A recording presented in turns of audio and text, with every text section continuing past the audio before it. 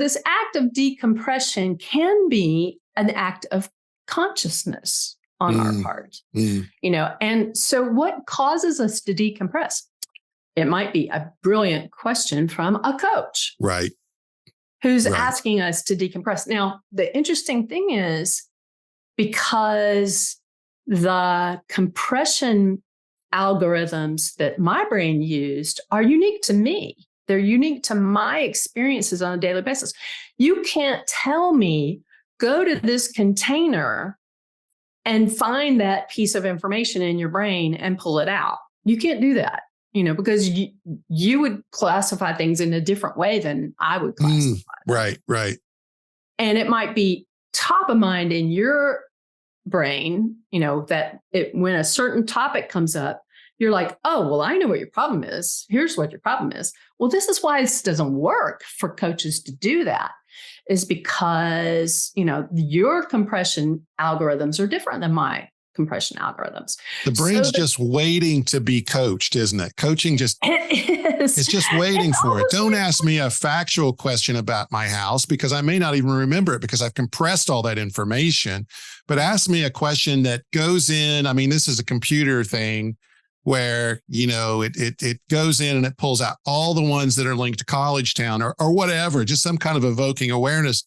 And you then consciously realize, I didn't know those two were connected in my brain, but they are. Or maybe it even creates a new connection of like, I now have connected those two things, and that's going to change the way I think. Yeah.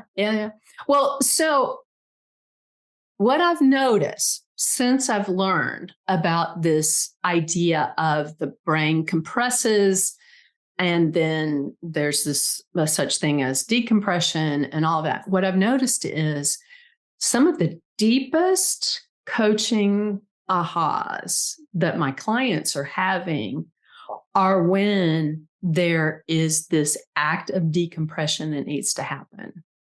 It's so good. It is so good. I mean, the minute, this is how it works. Everything, once you're aware of something, then you see it everywhere, kind of thing. So once I became aware of this idea of compression, decompression, recompression is the putting it back together in new ways, usually. Then, once I was aware of all of that, it was like, I see it in every coaching conversation. And it, what it does for me as a coach is, I'm kind of chill as a coach anyway, but it calms me down even more. It's like, I ask the question and they say, I don't know, haven't thought about that in a while. And it's like, okay, I just kicked your brain off work and I don't care. I can wait. I can wait however long it takes, for you to do the work of. That's interesting because we talk about coaching the problem and a better way is to coach the person. But it feels like what you're describing is even coaching the brain. I'm not, it just sounds wrong, but I don't even care what the problem is. And I don't even care what the solution is. I'm just thinking, how can I decompress that brain right now? Yes, exactly. And that's all I'm worried about. I don't even care about the problem. I'm not asking anything about the problem. I'm just trying to think, or making some distinctions, some concise observations that help decompress the brain and then help recompress the brain. Yeah. And that's it. That's my job. Yeah. And when I acknowledge that my clients' compression algorithms are unique to them, don't have anything to do with my own compression algorithms, then it becomes, this reinforcement of the most impactful decompressing question I can ask is concise and clean. By clean, I mean, it's not leading. It doesn't have Jane Creswell in it in any way. It's all about them.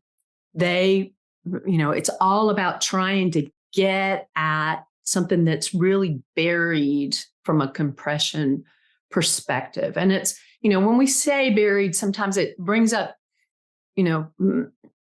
ideas from people that this is therapy, that this is a therapy Right. burying. It's not a therapeutic burying thing that we're after. It's a compression thing. Be sure and subscribe so you don't miss any of our great content.